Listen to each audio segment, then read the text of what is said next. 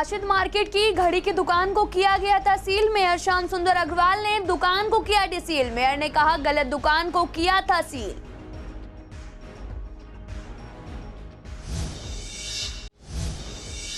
नींबू के दामों ने तोड़े रिकॉर्ड। नींबू की कीमत पहुंची 300 रुपए प्रति किलो के पार। सब्जियों के दामों में बढ़ोतरी जारी। ऐसे में जनता को कब मिलेगी राहत।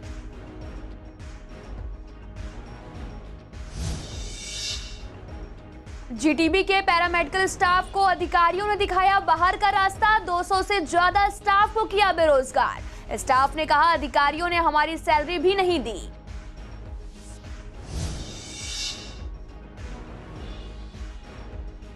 भजनपुरा पुलिस ने 2 शातिर बदमाशों को किया गिरफ्तार। आरोपी स्नैचिंग और रॉबरी की वारदात को देते थे अंजाम। पुलिस ने आरोपियों से चोरी की बाइक की बरामद।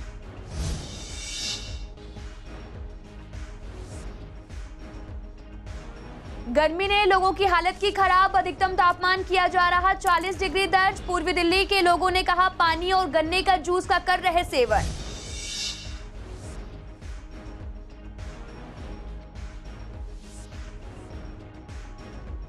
नमस्कार, मैं आपके साथ अंकिता पाल। आप सभी का पूर्वी दिल्ली खास में एक बार फिर से स्वागत है। रुक करते हैं खबरों की तरफ।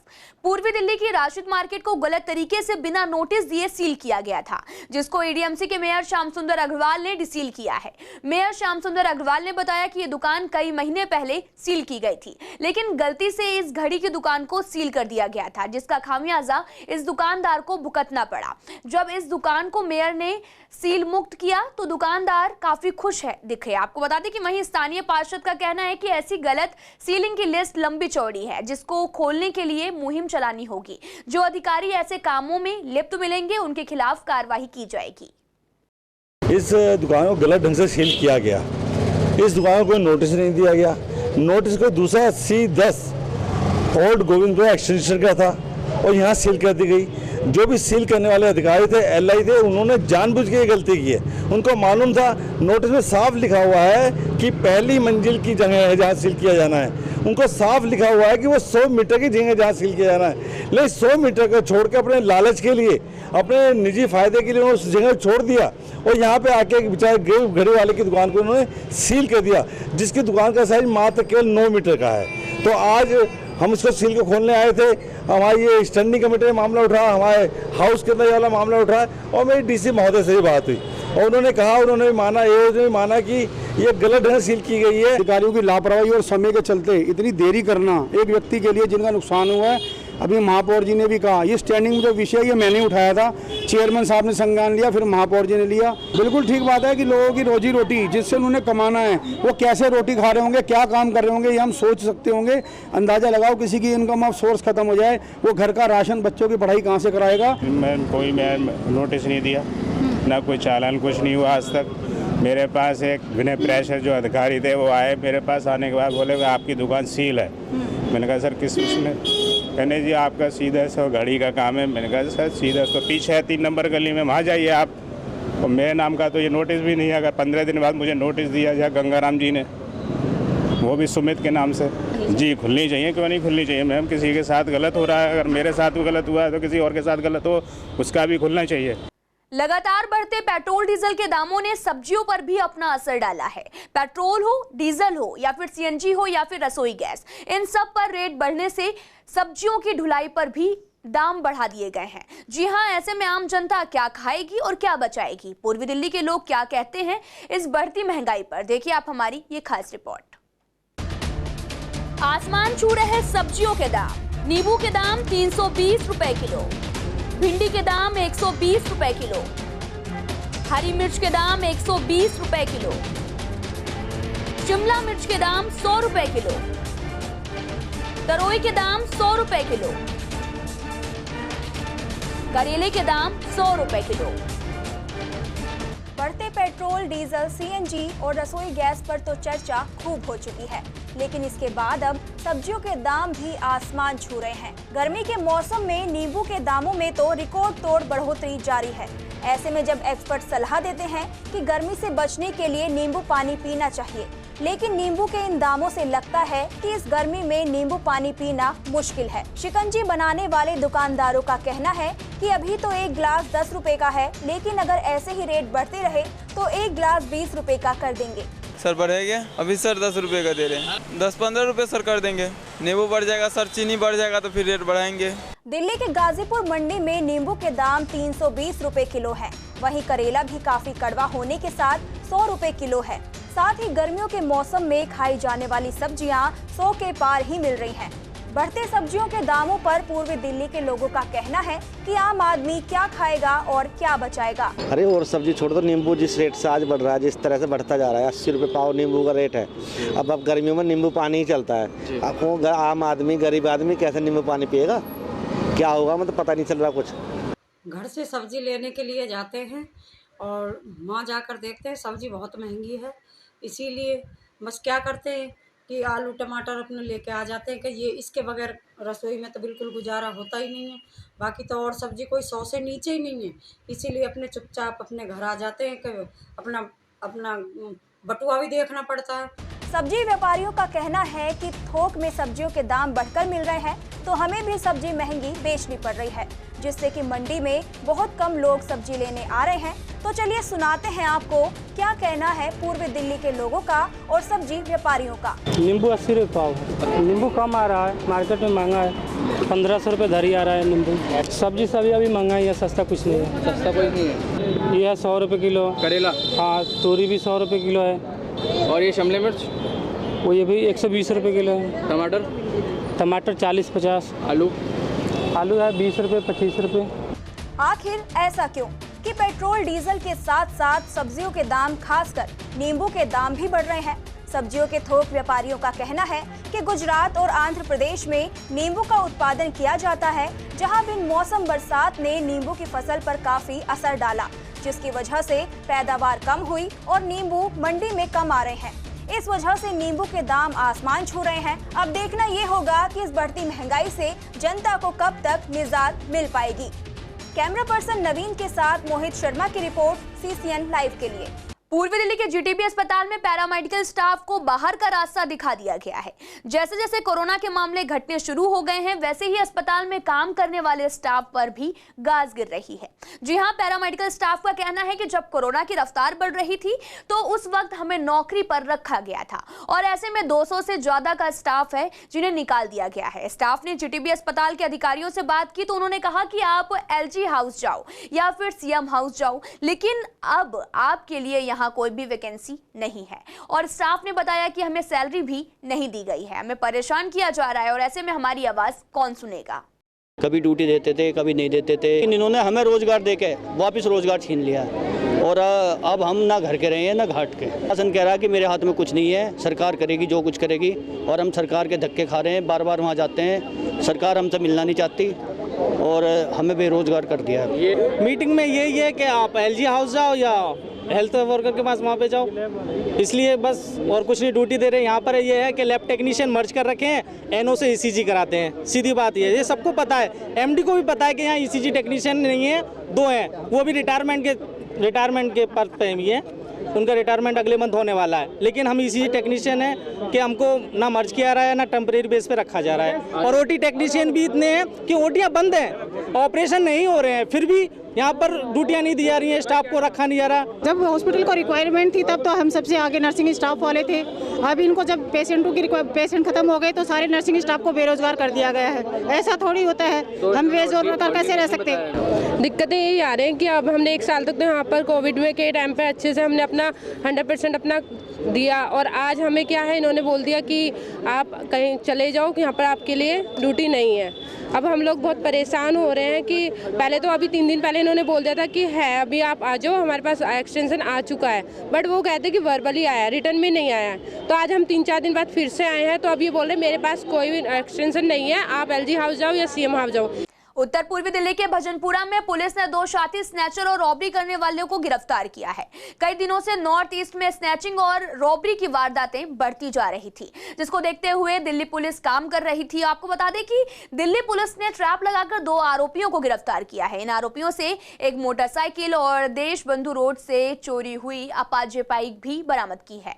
आरोपियों से कई केसों का खुलासा भी हुआ है और पुलिस आगे की जाँच में जुट गई है।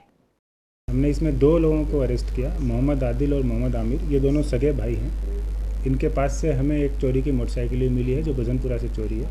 इवन जो मोटरसाइकिल ये यूज कर रहे थे ये इनके नाना के नाम पे है जो करोल बाग से चोरी है। हम इसको भी वेरीफाई कर रहे हैं कि कहीं ये लोग अपनी ही गाड़ी से ही चोरी की दिखा के स्नैचिंग की वारदात को तो नहीं अंजाम दे रहे हैं। अभी तक इनसे 3 केसेस का खुलासा हुआ है। एक तो जो मोटरसाइकिल चोरी की है जो यहाँ से मिली है उसका, एक स्नैचिंग का केस का और एक और केस का, 3 केसेस का भी। ये दोनों भाई अभी तक जो हमें पता चला है साथ में चोरी की और इनके ऊपर कई केसेज हैं। मोहम्मद आमिर पे तो लगभग 10 केसेज हैं जिनमें रॉबरी, स्नैचिंग इस तरीके के केसेज हैं। रॉबरी के केस में तो इसको सजा भी हो चुकी है। अभी 8 मार्च को ही ये कोर्ट ने इसको बाउंड डाउन करके फॉर गुड बिहेवियर छोड़ा था कि अगर ये गुड बिहेवियर मेंटेन करेगा तो बाहर रह सकता है। उसमें अभी हम इसमें कोर्ट में रिपोर्ट दाखिल करेंगे इसके प्रेजेंट कंडक्ट की। गर्मी ने लोगों की हालत खराब कर रखी है। अप्रैल के महीने में ही मई जून जैसी गर्मी का एहसास लोगों को सताने लगा है। हर दिन अधिकतम तापमान में 40 डिग्री की बढ़ोतरी दर्ज की जा रही है। वहीं दूसरी तरफ बच्चों के स्कूल भी खुल चुके हैं, जिससे बच्चों को स्कूल आने जाने में काफी परेशानी भी हो रही। पूर्वी दिल्ली के लोगों का कहना है कि तेज लू लगने से काफी समस्याएं सामने आ रही हैं और लोग खुद को ठंडा रखने के लिए गन्ने का जूस और पानी जैसे तरल पदार्थों का सेवन कर रहे हैं। अब पॉल्यूशन लेवल इतना ज़्यादा बढ़ रहा है, हम तो चाहते हैं कि ओडी बंद दोबारा लगना चाहिए गाड़ियों पे। हाँ, उससे पॉल्यूशन थोड़ा सा कम होगा तो उसकी वजह से गर्मी थोड़ा कम पड़ेगी। रिकॉर्ड तोड़ गर्मी है ना, 42 डिग्री टेम्परेचर पार कर दिया। मई में तो 50 प्लस भी हो सकता है, कोई बड़ी बात नहीं है, ये भी कह सकते हैं। लेकिन आप फिर भी ठीक है, बच्चे को तो लाने ले आना है स्कूल हमारे को। गर्मी तो अब आप देख सकते हो, बच्चों के फेस से ही पता चल रहा है कैसे रेड हो गए हैं। अभी इनफैक्ट हम लोग स्कूल भी गए थे लेने के लिए तो it was too hot actually, तो बहुत प्रॉब्लम हो रही है गर्मी से। तो नहीं, इससे बहुत प्रॉब्लम हो रही है जो लू चल रही है। इनफैक्ट अभी तो शुरुआत है गर्मी की और अभी पता नहीं आगे देखो क्या क्या होगा। इस समय अभी शुरुआत हुई है गर्मी की और बहुत ज़्यादा गर्मियाँ बढ़ चुकी हैं। भैया अब बच्चों को स्कूल आने में कहते हैं पापा छुट्टी करनी है, स्कूल नहीं आना चाहते बच्चे। ज़्यादा है अब की बार गर्मी, पहले से तो बहुत ज़्यादा है, बहुत बुरा हाल होता है। होती है, बहुत ट्रैफिक लगता है, पैर जल जाते हैं, इतनी गर्मी लगती है। दिल्ली पुलिस की स्पेशल सेल को एक बड़ी सफलता हाथ लगी है। स्पेशल सेल ने भी उत्तर पूर्वी दिल्ली में दंगों के दौरान एक पुलिसकर्मी पर पिस्टल तानने वाले, हथियार सप्लाई करने वाले बाबू वसीम को गिरफ्तार किया है। बाबू वसीम 24 साल का है। आपको याद होगा कि दंगों के दौरान शाहरुख पठान की एक तस्वीर वायरल हुई थी, जिसमें वह ड्यूटी पर तैनात पुलिसकर्मियों पर पिस्टल तानता हुआ दिखा था। इस मामले में पुलिस ने पठान को गिरफ्तार कर लिया था और बाबू वसीम 2 साल से ज्यादा समय से फरार था और उसे ट्रायल कोर्ट की ओर से अपराधी घोषित किया गया था। पूर्वी दिल्ली नगर निगम ने गाजीपुर लैंडफिल साइट पर कूड़ा प्रोसेस करने के लिए 20 और नई मशीनें लगाई जानी हैं। पूर्वी दिल्ली के स्थायी समिति के अध्यक्ष BS पवार ने बताया कि अब तक जो गाजीपुर लैंडफिल साइट पर कूड़े के निस्तारण के लिए 6 मशीनें काम कर रही हैं, लेकिन अब 20 नई मशीनें लगाई जाएंगी। यह मशीन रोजाना 10,000 मीट्रिक टन कूड़े का निस्तारण करेगी। पवार ने यह भी कहा कि आने वाले दिनों में यानी कि मई में ये मशीनें यहां पर लगा दी जाएंगी और ताकि कूड़े के पहाड़ की ऊंचाई कम हो सके, और ये मशीनें लगाने के लिए भारत सरकार ने फंड दिया है। 20 नई हाई स्पीड ट्रायल मशीन आ रही हैं, जिससे इसकी जो हाइट कम होगी, जितना लिक्विड वेस्ट है इसको हम खपाएंगे और निश्चित तौर पर कम से कम ये 10,000 मीट्रिक टन पर डे, ये 20 मशीनें जब लगे, मई में 20 पूरी हो जाएंगी तो 10,000 मीट्रिक टन यहाँ से लिक्विड वेस्ट। अभी 6 मशीनें काम कर रही हैं, 6 मशीनें अभी काम कर रही हैं, हाई स्पीड मशीन कर रही हैं, जिसमें 1,000 मीट्रिक टन लगातार वहाँ से हम इसको लिक्विड वेस्ट को डाउन करें। ये भारत सरकार ने हमें पैसा दिया है और ये कुछ दिल्ली पॉल्यूशन कंट्रोल बोर्ड से भी ये पैसा आ रहा है, दिल्ली सरकार भी दे रही है इसमें पैसा, कुछ हमारा भी पैसा है।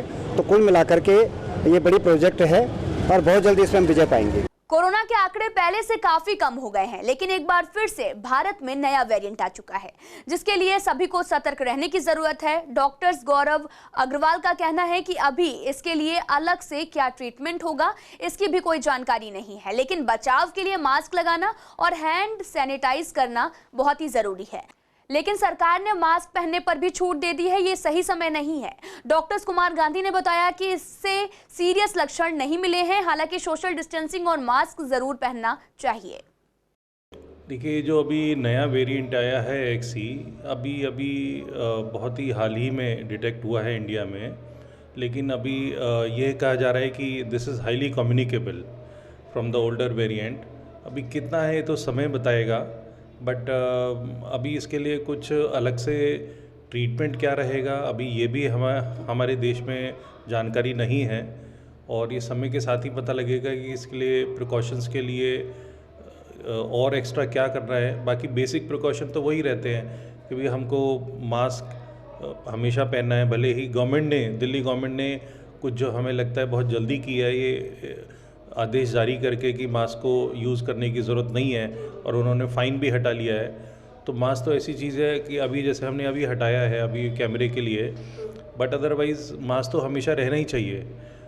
दूसरा सोशल डिस्टेंसिंग है, तो जो कोविड अप्रोप्रिएट बिहेवियर CAB जो पहले चल रहा था, प्रिकॉशन जो अब यूज़ कर रहे थे, वो चलते रहना चाहिए। तो अभी इतनी जल्दी में जो गवर्नमेंट ने ऑर्डर निकाला है, मेडिकली हम डॉक्टर्स का मानना है कि इस सब की ज़रूरत नहीं है, और अभी कोविड अप्रोप्रिएट बिहेवियर बराबर चलता रहना चाहिए, प्रिकॉशन सारे चलते रहने चाहिए। ये फिर से कम्युनिकेबल है, मोर कम्युनिकेबल देन इवन ओमिक्रॉन, यानी कि एक दूसरे में फैलने की क्षमता ज़्यादा है।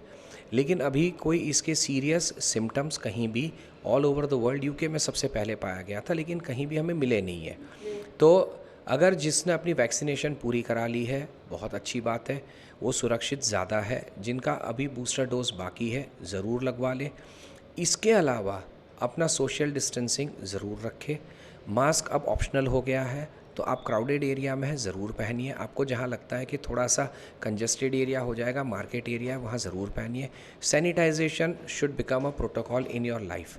पूर्वी दिल्ली में कलकटुमा के CBD ग्राउंड के सामने वाली सड़क कई सालों से टूटी हुई है, जिससे कि यहां से गुजरने वाले लोगों को धूल मिट्टी का सामना करना पड़ता है, और साथ ही सड़क पर बड़े बड़े गड्ढे भी हो गए हैं। CBD ग्राउंड के पास पेट्रोल पंप भी है, यहां पर पेट्रोल भरवाने आने वाले लोगों को टूटी सड़कों से गुजरना पड़ता है। टूटी सड़क पर बरसात के समय पानी भरा रहता है, यहाँ पर सुध लेने के लिए कोई भी नहीं है। भाई धूल मिट्टी यार लोग गिर भी जाते हैं, और धूल मिट्टी भी होती है, पानी भी गिर जाता है, स्कूल के बच्चे जाते हैं वो भी दिक्कत होती है, लेकिन सोल्यूशन किसी चीज़ का है नहीं है। हो गए 4-5 साल तो मेरे को हो गए देखते। हाँ मैडम, बाइक अनबैलेंस हो जाती है और काफ़ी मुसीबत भी हो सकती है, गिर जाना, चोट फैट लग सकती है, बहुत सारी चीज़ें हैं, पर क्या कर सकते हैं इसमें भी। ये जो सामने टूटी हुई है, इसे मेरे हिसाब से लगभग इस सड़क को टूटे हुए अभी बीच में बनी थी ये, उसके बाद पता नहीं बरसात पड़ी थी कुछ, फिर दोबारा बिगड़ गई थी। मेरे हिसाब से ज़्यादा नहीं है, इसको 1 साल से ऊपर ही हो गया। बरसात के टाइम में बहुत दिक्कत होती है, इसमें पानी भर जाता है तो निकलना ही मुश्किल हो जाता है। मैम बहुत ज़्यादा परेशानी होती है हमें, यहाँ पे पानी भर जाता है, और पेट्रोल पंप वालों की और ये MCD वालों की साजिश चल रही है ये रोड ना बनवाने की। धूल उड़ती है, बहुत पानी भर जाता है, स्कूल के बच्चे को छोड़ने जाओ तो दिक्कत होती है, रोड से घूम के आना पड़ता है 1 किलोमीटर आगे से। ये 4-5 साल हो गए मैम, कोई बनाने नहीं आया और कोई कंप्लेंट भी नहीं है इसकी। फिलहाल इस बुलेटिन में इतना ही। तमाम खबरों के लिए आप देखते रहिए CCN लाइव।